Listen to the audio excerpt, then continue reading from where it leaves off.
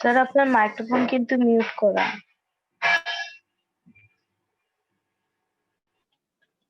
আমার microphone mute কর আর আগে বলবা না। আচ্ছা ঠিক আছে, যাই হোক আমরা নাম্বার 9 টা ডিসকাস করতেছি। ওকে, and in number 9 this figure is drawn in the stem and we have a square ABCD. Okay, and all the four sides are equal, 2 meter 2 meter. O is the center point and at the center we are keeping a mass of 1 kg. Okay, acha. And it in points A, B, C, D, 4 objects of mass 4 kg, 4 kg. A, B, 4 kg, 4 kg. Okay, here 4 kg. And C and D, 2 kg, 2 kg. Okay, 2 kg and 2 kg mass has been kept. Achha. Write 2 kg, okay? Now writing only 2 actually creates confusion.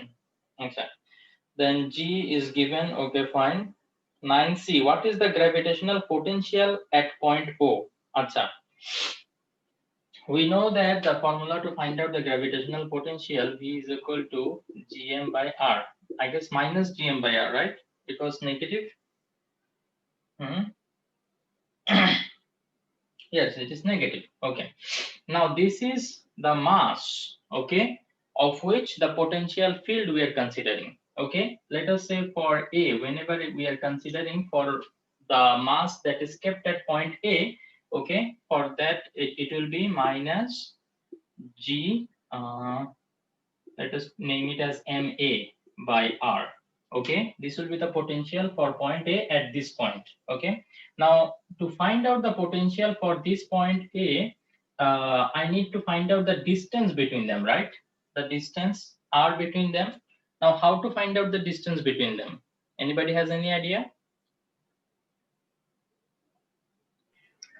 Diagonal, half of the diagonal, right? The diagonal is from A to C. Half of the diagonal will be OA, right? So what is the formula to find out the diagonal of a square?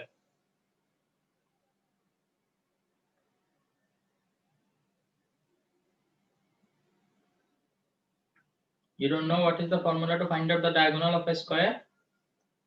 Side into √2. Adjacent side into √2. Adjacent side na, side into √2, কারণ সবগুলো সাইডে এখানে equal, তাই না? So actually formulaটা হচ্ছে এরকম, √2a. If one side is a, then the length of the diagonal will be √2a. Now why it will be like that? That we are supposed to learn in mathematics, right? You know, I will just give you a hint. If you join this diagonal, you will get a right angle triangle over here. Right angle triangle, right? This side is A and this side is A. So as it is a right angle triangle, you can apply Pythagoras theorem to find out the hypotenuse. So A and A, if these are the sides, okay, then what will be the length of the diagonal? You will get the diagonal length is √2a. Now in our case, the value of A is actually 2. Each side is of 2. So 2√2, that is the length of the diagonal. But we do not want the length of the full diagonal. We want the half of the diagonal. So we will divide it by 2. So 2 and 2 will be cancelled, and √2 is the distance OA, which is same as OB, OC, OD. All of the distances are equal, right? As it is a square and O is the center point. So for all of them, R is going to be same, right? Okay. So for potential due to the mass at A, at point O, okay, is VA, then VB, it will be minus GMB by R. The distance is same. G and R will be same, only MB will be varying, right? So you can write similar equation for VC and VD also, right? Okay, and then put all the values. All the values are known. G is 6.673 into 10 inverse 11, and MA is given as 4, MB is given as 4, MC is given as 2, and MD is given as 2. So can you put all the value and calculate them? After calculating all of them, just add all them. Okay, because here the potential created by this one will be a certain value, potential created by this will have a certain value. So all the potential together, how much will be the potential at point A? For that one, you have to add all of them. Understood? Yes. তুমি জিজ্ঞেস করছো এটা? Yes. Okay, so just put the value and add them. Or if you want to do it in a single line, you can do that also. For that I will show you. Okay. V is equal to, you can write minus GMA by R plus minus GMB by R plus minus GMC by R, then GMD by R. Okay. Now, if you can see, minus G by R, that is common in every case. So minus G by R, if you take it common, it will be MA plus MB plus MC plus MD. Okay. So it becomes, much more simplified. Okay. So put the value of mass at A, mass at B, mass at C, mass at D. 4, 4, 2, 2. Okay. And put the value of G and R, you will get the value of the potential at the point O, inshallah. Okay, you can name it as VO, as we are considering the potential at point O. Achha, okay. So this is 9C. What is the doubt in 9D? You didn't understand the question, or? Achha. So এই যে square নিয়ে করছেন এটাই বুঝি নাই। কোন square? মানে এইটা তো স্কয়ারের ফিগার, তো কিভাবে করছে এটা বুঝি নাই। Oh, okay. At point O, the object will be static. Achha, ঠিক আছে. Now this body will be exerting an attraction force on this one in this direction, right, along OA. And this C body, the mass that is kept at C, it will also exert an attraction force on this one in this direction, OC, right? So what will be the resultant force of these two? At first, we need to calculate that. Number one job. Understood? Okay. Then we need to consider the mass kept at B, that will be attracting in this direction, and mass at D, it will be attracting in this direction. Then what will be the resultant force from these two? We will get two resultant force. Then these two resultant force will give us the final resultant force, which will actually tell us whether all the forces are being balanced by each other or not. We will see that actually they are not being balanced to each other. Okay. Why? We can understand it, right? Masses are different. The masses here, the mass that is kept here is 4 kg. Here the mass kept is also 4 kg, let us say. Then what would have happened? The force exerted on this body in the opposite direction would be equal and opposite in direction. So they will balance each other. And what will happen? If this body is 2 kg and this body is also 2 kg, then what would have happened? They will also be balanced by each other, right? The attraction forces in the opposite direction would be balanced by each other. So as a result, the net force would have been 0 on this one, and this body would have been static. Okay, but now what is the case? This body has a mass of 4 kg. The attraction force exerted by this body will definitely be higher than the attraction force exerted by this body, because this has a mass of 2 kg. We already know that from Newton's law of gravitation, the force between two objects, the attraction force between two objects is directly proportional to their masses. If the mass is less, the attraction force will be less. If the mass is higher, the attraction force will be higher. So definitely this 4 kg mass will exert a larger attraction force on this one, and this will exert a lesser attraction force, right? So as a result, if you just calculate these two, you will see that the resultant is in this direction. Okay, do you understand it? If I have a body, I'm pulling it in this direction with 5 Newton, I'm pulling it in this direction with 10 Newton, then what will happen? The resultant will be, we can easily understand, it will be in this direction, and the resultant force will be 5 Newton. You understand it, right? Yes. Okay, so this is the case along AC. Okay, similar calculation you have to carry out for BD. It has been already done. Okay, But sir, it to 4 R C তে 2, তো balance তো করতেছে না। হ্যাঁ, balance করবে না তো, ওইটাই তো বলতেছি যে এদিকের অ্যাট্রাকশন ফোর্সটা বেশি হবে, ও এ বরাবর অ্যাট্রাকশন ফোর্সটা বেশি হবে, ওসি বরাবর অ্যাট্রাকশন ফোর্সটা কম হবে।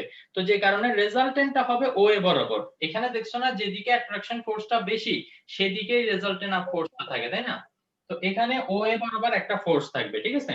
তারপরে এখন বিডি বরাবর যখন চিন্তা করবা, দেখবা যে ওবি বরাবর যে অ্যাট্রাকশন ফোর্স সেটা বেশি, কার থেকে বেশি? ওডি বরাবর যে অ্যাট্রাকশন ফোর্স সেটা থেকে বেশি, তো এখানেও রেজাল্টেন্ট ফোর্সটা কাজ করবে ওবি বরাবর, তাই না? তো ও এ আর ওবি এই দুইটার উপরে এই দুই ডাইরেকশনে আমাদের অ্যাট্রাকশন ফোর্স কাজ করতেছে, তো এই দুইটা ফোর্স মিলে রেজাল্টেন্ট ফোর্সটা কোন দিকে হবে সেটা আমাদেরকে বের করতে হবে। যেহেতু রেজাল্টেন্ট ফোর্স আমাদের জিরো আসবে না, আমরা বুঝতে পারতেছি রেজাল্টেন্ট ফোর্স এখানে জিরো আসবে না, তো অ্যাজ এ রেজাল্ট কি হবে, আমরা বলবো যে বডিটা আসলে স্ট্যাটিক থাকবে না। আমাদেরকে এখানে ম্যাথমেটিক্যালি অ্যানালাইজ করতে বলছে যে বডিটা স্ট্যাটিক থাকবে কিনা, ঠিক আছে? আমরা দেখবো যে বডিটা স্ট্যাটিক থাকবে না। তো এখন ফোর্স ক্যালকুলেট করার ইকুয়েশনটা তোমরা জানো না, এটা হচ্ছে কি, ওই যে নিউটনস গ্র্যাভিটেশন ল, ওখান থেকে F = gmm/r²। Can you do it?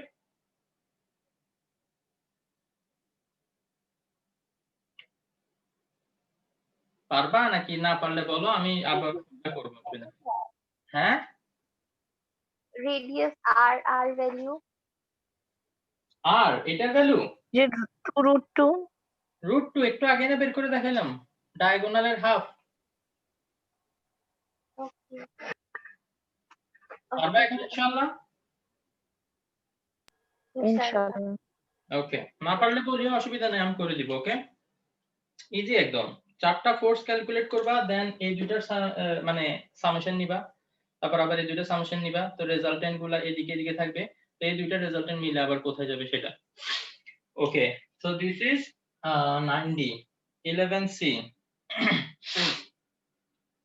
11 says that a group of scientists sent a 100 kg artificial satellite at 3.6 into 10⁴ kilometer height and gave it a 3.1 km/s linear velocity.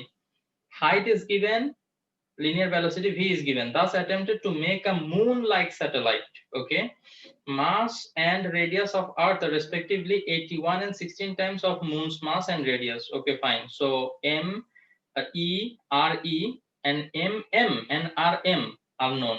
Okay, distance from earth to moon is 3 into 10⁵ kilometer. Gravitational acceleration on earth is this one, gravitational constant is this one. Okay, 11C, right? Acha, at which point in between the distance of earth and moon gravitational intensity will be equal? This is easy for you, এটা তোমরা পারার কথা, তোমাদের এই যে পড়াইছিলাম এখানে মনে আছে? তোমরা গ্রেড 10 এ এরকম সলভ করছো যে দুইটা চার্জ বডি আছে। ওকে, তো এদের মাঝখানে কোন পয়েন্টে আমাদের ইন্টেন্সিটি জিরো হবে? তো আমরা ধরে নিতাম যে এই অবজেক্ট থেকে x ডিসটেন্সে ইন্টেন্সিটি জিরো হবে।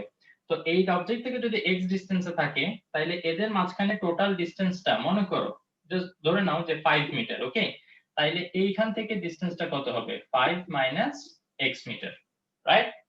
তারপরে আমরা এই অবজেক্টের জন্য ইন্টেন্সিটি বের করতাম E1 এবং এই অবজেক্টের জন্য ইন্টেন্সিটি বের করতাম E2। এখন এই দুইটা কি হইতে হবে? একটা একটার ইকুয়াল হইতে হবে, তো সেইখান থেকে আমরা x এর ভ্যালুটা বের করে ফেলতাম যে at what distance it will be equal. So এখানে আমাদের এই চার্জ বডির জায়গায় কি কি হবে? একটা হবে মুন আর একটা হবে আর্থ। তো আর্থ আর মুনের মাঝামাঝি কোন জায়গায় ইন্টেন্সিটি জিরো হবে? তো সেটার জন্য মুনের জন্য ইন্টেন্সিটি মুন থেকে অথবা আর্থ থেকে যে কোনো একটা থেকে ডিসটেন্স ধরে নিবা x, তো বাকিটা থেকে ডিসটেন্স কতটুকু হবে? ওই যে টোটাল ডিসটেন্স মাইনাস x। কি পারবা বলে মনে হচ্ছে না? ইভেন এই যে ক্রিয়েটিভ ডিসকাস করা শুরু করছি না, তখনও একটা এরকম সলভ করছিলাম যে মাঝখানে কখন ওই যে একটা স্যাটেলাইটের একটা প্রবলেম ছিল না, যে প্ল্যানেট আর স্যাটেলাইটের মাঝখানে একটা স্পেসশিপ ছিল, কালকেই তো ডিসকাস করছি। তো হবে, তো ফোর্স যে দুইটা এক্সার্ট করে সেই দুইটা একটা একটার ইকুয়াল এন্ড অপোজিট, তাই না? তো ওখান থেকে আমরা বের করছিলাম। তো এখানে জাস্ট ফোর্স এর বদলে এখানে হবে কি, এটা ইন্টেন্সিটি হবে। ফোর্স আর ইন্টেন্সিটির মধ্যে ডিফারেন্স কি? আমরা ফোর্স এর ক্ষেত্রে যখন বের করি তখন দুইটা মাস বসাই, তাই না? g m1 m2 divided by r²।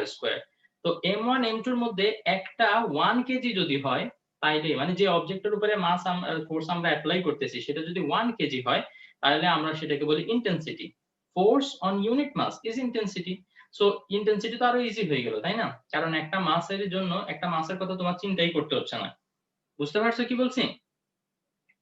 এখানে জাস্ট আর্থ এর মাস বসাবা, আর্থ এর ফোর্সটা বের করার সময় বা ইন্টেন্সিটি বের করার সময়, আর হচ্ছে মুনের জন্য যে ইন্টেন্সিটি সেটা বের করার সময় মুনের মাস বসাবা। পারবা নাকি আমি করে দিব?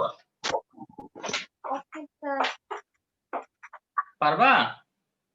জি স্যার। ইনশাআল্লাহ। ওকে, ট্রাই করো। এগুলা সবগুলা এটা পারার কথা আসলে। এটা এত ডিফিকাল্ট কিছু না আমার কাছে মনে হচ্ছে। পারবা। Intensity will be equal. Intensity মানে একটা এটার জন্য ব্যালেন্স হয়ে যাবে। এটার জন্য যে ইন্টেনসিটি বের করবা, ওটার জন্য যে ইন্টেনসিটি বের করবা, ইকুয়াল লিখবা, ওখান থেকে x এর ভ্যালু বের হয়ে যাবে। ফিনিশ। ইনশাআল্লাহ। ওকে। And above everything, it is solved over here. দেখো, আমি যা যা বলছি একদম ঠিক সেভাবে করে দেয়া আছে। আচ্ছা, তারপরে 12C 12 says that E is earth. আমি ফর্মুলাটা বুঝি নেই। 12 এর ফর্মুলাটা বুঝি নাই। ফর্মুলা কোনটা? 12 এর সি তে কোন ফর্মুলা? এই ও বুঝবা ওই কি? যে আমরা সেদিন এজ ডিরাইভ করলাম। তো ও সাদিয়া ছিল না তো ওই দিন। হ্যাঁ, ও সাদিয়া চলে ছিল না? গেছিল লাস্টের দিক দিয়ে। ওই যে জিও স্টেশনারি স্যাটেলাইট যেদিন পড়াইছিলাম ছিলা?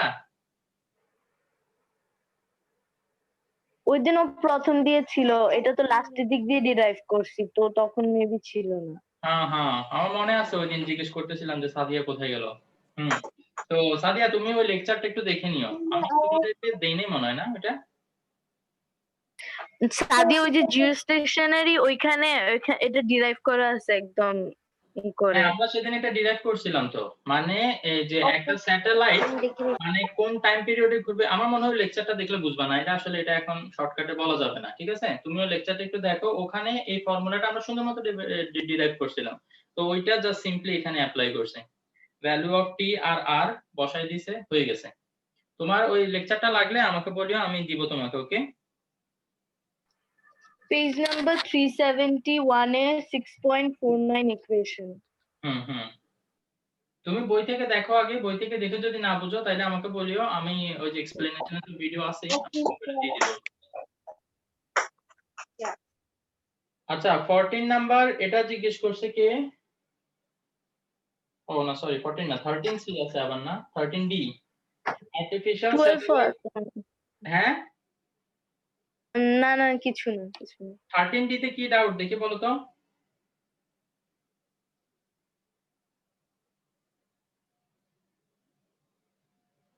ভুলে গেছি, মেবি পুরাই ডাউট।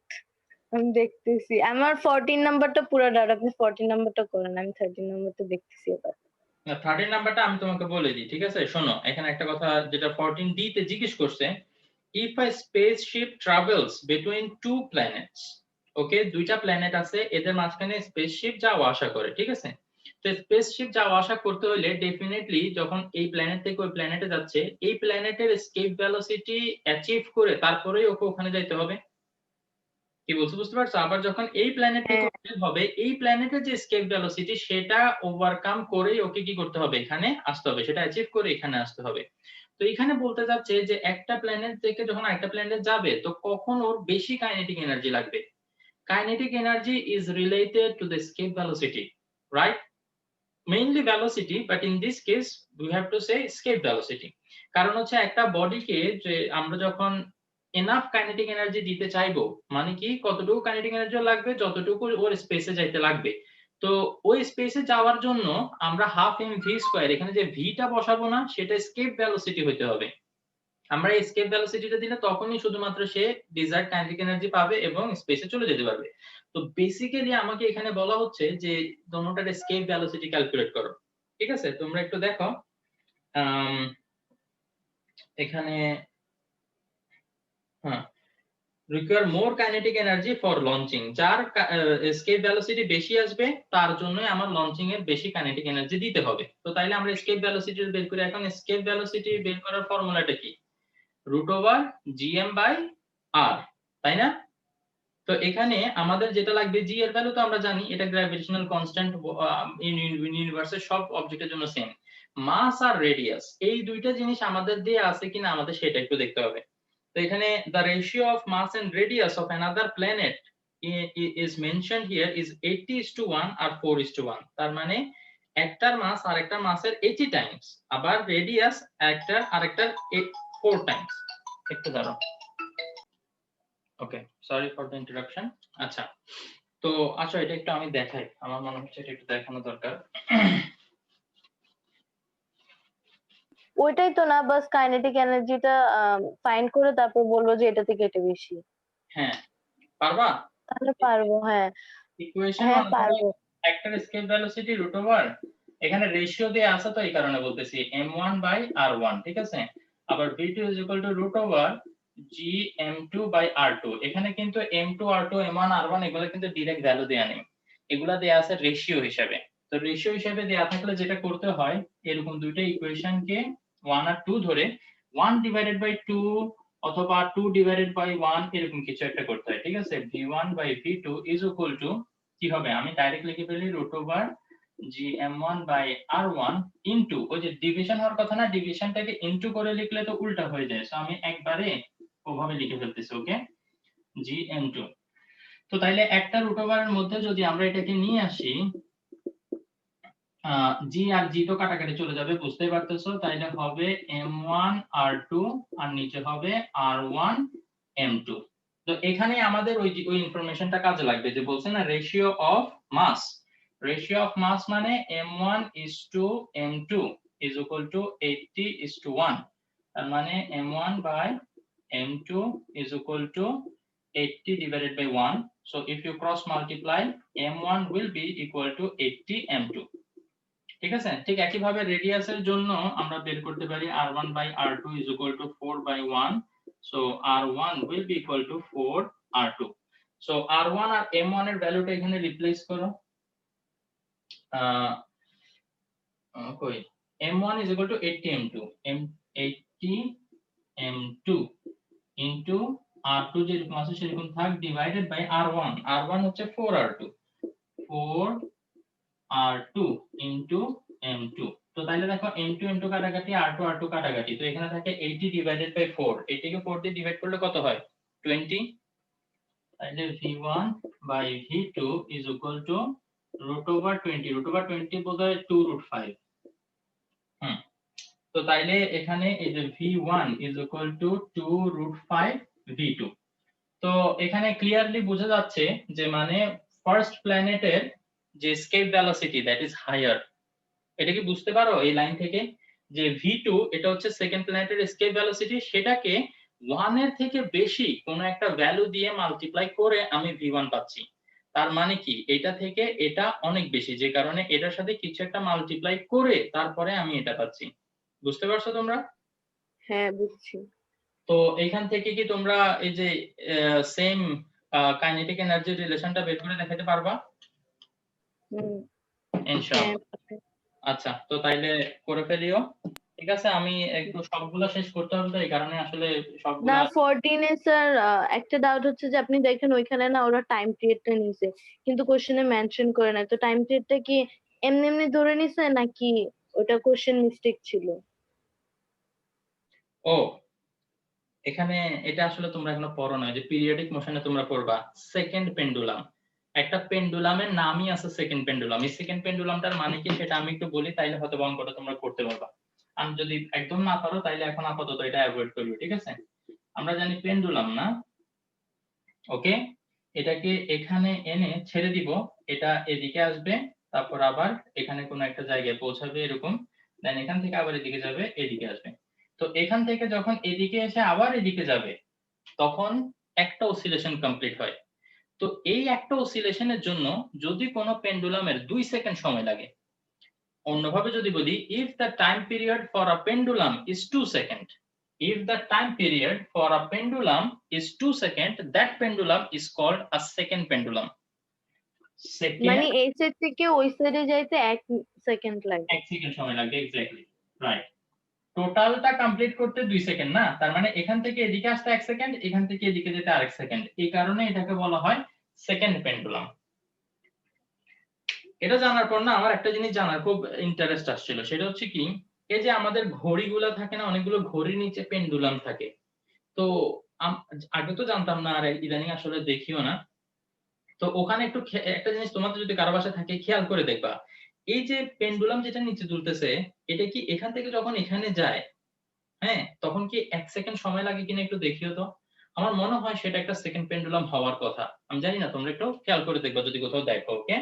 তো এটা হচ্ছে সেকেন্ড পেন্ডুলাম। তো সেকেন্ড পেন্ডুলাম যখন বলবে সাথে সাথে আমরা টাইম পিরিয়ডটা জানি, টাইম পিরিয়ড হচ্ছে 2 সেকেন্ড। কি বলছে স্যার বুঝতে অন্য কিছু করে নাই, ডিরেক্ট ফর্মুলা অ্যাপ্লাই করছে, টাইম পিরিয়ডটা এই 2 সেকেন্ড নিয়ে নিছে। হ্যাঁ হ্যাঁ, এটাই হবে আসলে ঘটনা। অন্য কোনো ক্রিটিক্যালিটি নাই। আচ্ছা, তো তাইলে পারবা ইনশাআল্লাহ। হুম। আচ্ছা ওকে। তো এরপরে 16D 16D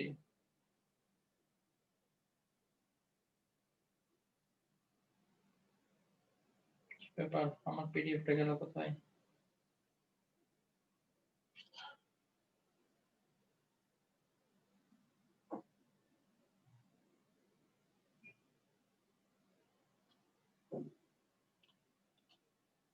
কোশ্চেন বুঝিনি। দাঁড়াও, আমার পিডিএফটা বন্ধ হয়ে গেছে হঠাৎ করে। এটা 16D এর কোশ্চেন বোঝা নাই। ওকে, আমরা একটু দেখি। 16D, Earth moves around its own axis once in every 24 hours. It is known as diurnal motion. We all know that. তো এখানে এটাকে আমরা আর্থের টাইম পিরিয়ডও বলতে পারি। diurnal motion এর টাইম পিরিয়ড একবার কমপ্লিট করে। Due to this rotational motion, gravitational acceleration on Earth is not equal everywhere. We know this. আমরা এটা পড়ছি তাই না? The variation of G. Okay. Then radius of Earth and gravitational acceleration on surface is 9.8. ভালো কথা। এখানে D number বলছো না? Okay. For an object's gravitational acceleration be 0 at equatorial region, how should Earth's angular motion change? Okay. এটার প্রুফটা একটু আসলে ওকে, আমরা দেখি ওরা কি বলতে চায়। এখানে আমাদেরকে বলছে কি যে কি 0 হতে হবে? For an object's gravitational acceleration be 0 at equatorial region, তাই না? তার মানে হচ্ছে আমরা অলরেডি এই যে diurnal মোশনের জন্য যে ইকুয়েশনটা জানি, সেই ইকুয়েশনটা কি এরকম g ল্যামডা, তাই না? এটা হচ্ছে ল্যামডা হচ্ছে অল্টিটিউড, সরি ল্যাটিটিউড। অল্টিটিউড মানে তো হাইট, ল্যাটিটিউড, ঠিক আছে? ইজ ইকুয়াল টু হচ্ছে g minus omega square r square lambda, এরকম। এখন আমাদেরকে বলছে কি যে ইকুয়েটোরিয়াল রিজিয়ন, ইকুয়েটোরিয়াল রিজিয়ন বলার সাথে সাথে আমরা জানি যে lambda is equal two 0 degree, because Equatorial region ওখান থেকেই তো অ্যাঙ্গেল শুরু হয়, তো তাইলে এটা 0 ডিগ্রি। তো এইখানে আমাদের অ্যাক্সিলারেশন ডিউ টু গ্র্যাভিটি এটা 0 হইতে হবে। তো এটা যদি 0 হইতে হয় তাইলে আমাদের এখানে কি কন্ডিশন আসা লাগতেছে? তো এটার জন্য আমাদের কি বের করতে হবে? How should earths angular motion change? এই যে ওমেগাটা মেবি কত সেটা বের করতে বলছে, তাই না? হ্যাঁ, ওমেগাটা কত? তো জি এর ভ্যালু আমরা তো 9.8 জানি। ওকে, ওমেগা স্কয়ার এটা বের করতে হবে। আর রেডিয়াস অফ আর্থ কত? 6400 কিলোমিটার। তো এটাকে মিটারে কনভার্ট করলে আরো তিনটা জিরো দিতে হবে, দেন cos স্কয়ার 0 ডিগ্রি। cos 0 এর ভ্যালু কত?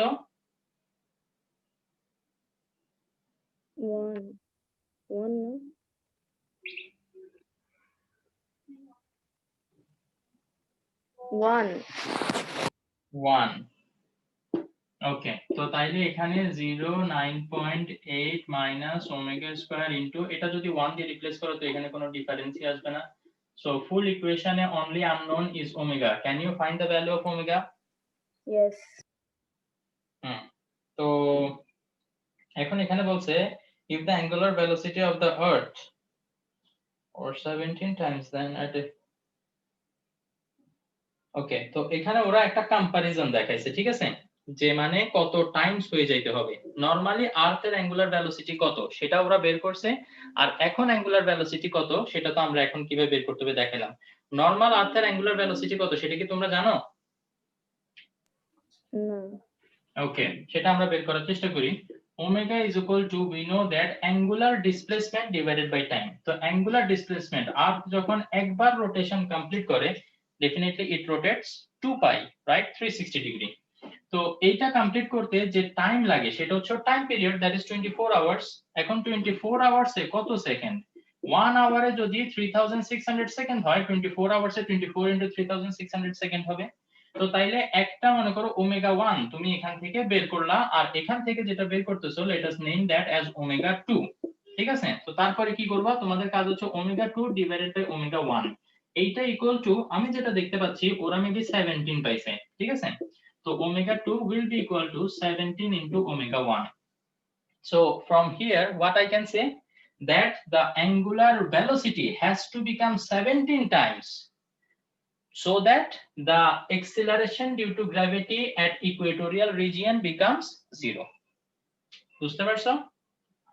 Omega 1 Yes. ক্যালকুলেট করে দেখালাম, ওমেগা 2 কিভাবে ক্যালকুলেট করে সেটাও দেখালাম, দেন এটার রিলেশনটা কিভাবে দেখাতে হবে সেটাও বলছি। তো তাইলে আর কোনো ডাউট আছে?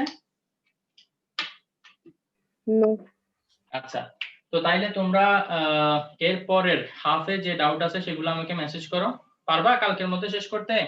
অলরেডি তো গত রাত্রেও কিছু করার কথা করছে কিনা জানি না। No, পারবো না একদিন। তো তাইলে কি করা যায়? আমরা বেটার এক কাজ করি, থার্সডে না, ইনশাআল্লাহ থার্সডে আমরা আবার এই বাকি যে ক্রিয়েটিভ আছে সেগুলো নিয়ে ডিসকাস করব। তার আগ পর্যন্ত আমরা পরের চ্যাপ্টার শুরু করে দিব ইনশাআল্লাহ উইদাউট ডিলে। ঠিক আছে, তাহলে সবাই ভালো থাকবেন ইনশাআল্লাহ। আসসালামু আলাইকুম ওয়া রাহমাতুল্লাহি ওয়া বারাকাতুহু। এন্ড যেহেতু থার্সডে ডিসকাস করব, make sure you message me all your doubts by Wednesday night. Wednesday নাইটের পরে যারা মেসেজ করবা তাদের ডাউটটা ডিসকাস করা হবে না, পরে বলিও না যে আগে থেকে বলি নাই। ওকে ওকে।